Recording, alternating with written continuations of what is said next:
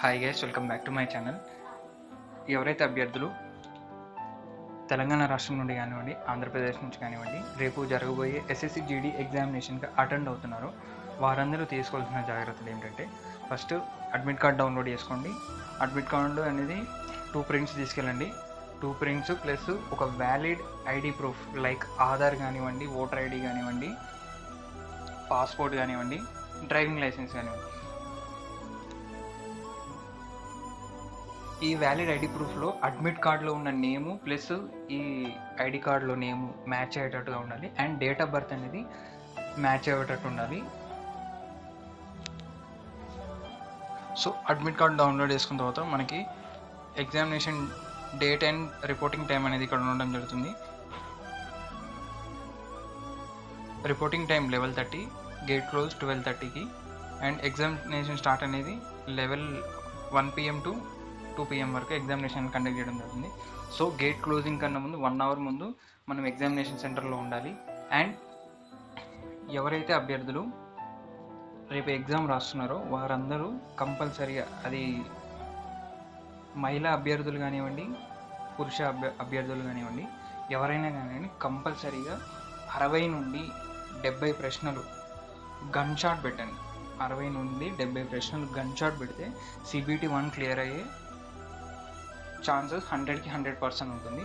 So ఇంకా ఎవరైతే అభ్యర్థులు 50 నుండి 55 వరకు గన్ షాట్ పెడతారో వీళ్ళు ఏంటంటే ఒక 15 to 20 లైక్ ఒక 55 ప్రశ్నలు అనేది గన్ షాట్ అటెండ్ చేస్తే ఒక 20 క్వశ్చన్స్ ఏంటంటే గెస్ మీద వెళ్ళిపోతే ఏంటంటే 1/4 నెగిటివ్ ఉంది కాబట్టి ఆల్మోస్ట్ మనకు కొంచెం స్కోర్ అనేది యాడ్ అవ్వడానికి ఛాన్స్ ఉంటుంది. సో ప్రతి ఒక్క అభ్యర్థి ఫస్ట్ తెలిసినవి అటెండ్ చేయండి. ఫస్ట్ రీజనింగ్ చేయండి, రీజనింగ్ తర్వాత అర్థమెటిక్ చేయండి, అర్థమెటిక్ తర్వాత ఇంగ్లీష్ చేయండి.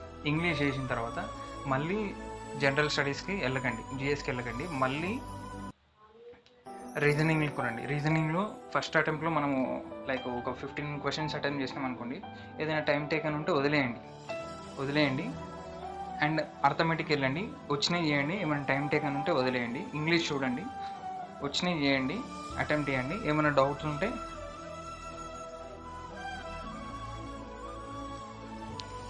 ఉంటే వదిలేయండి.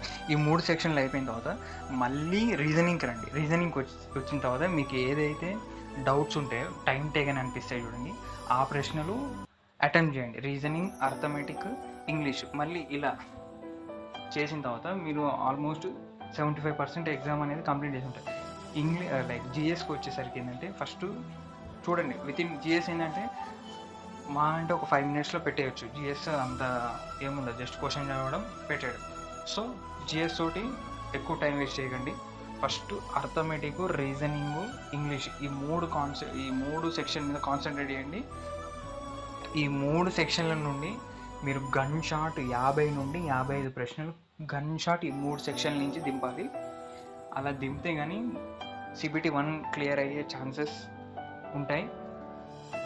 అండ్ జిఎస్ నుంచి చూస్తే, జిఎస్ నుంచి మీరు ఎటు లేదన్నా 10 నుంచి 15 ప్రశ్నలు గన్ షాట్ అంటే గన్ షాట్ దింపాలి.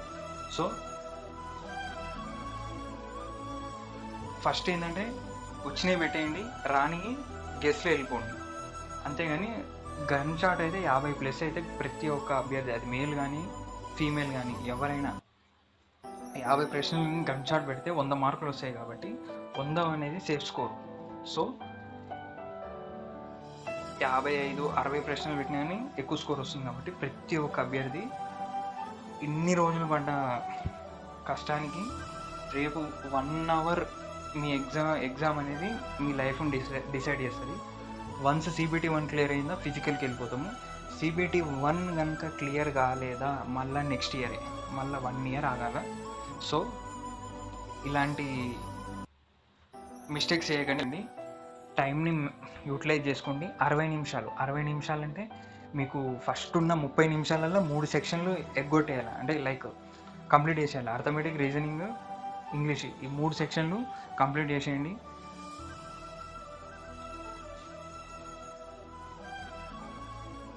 మిగిలిన 30 నిమిషాలు ఏం చేశానంటే ఏవైతే టైం టేకన్ అనిపిస్తాయో అవి చేయండి.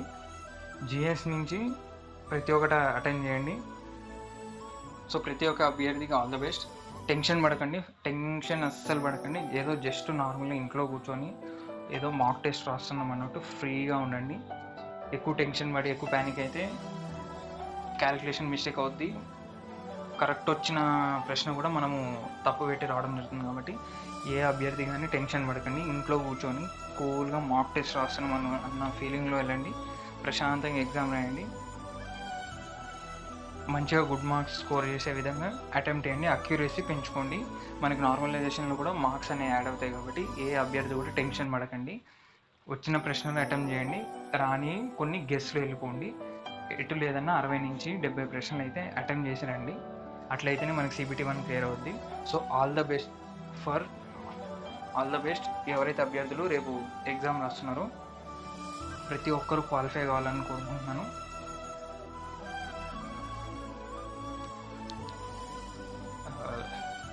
Like, share and subscribe for more updates. Follow Target CSF 2026 channel.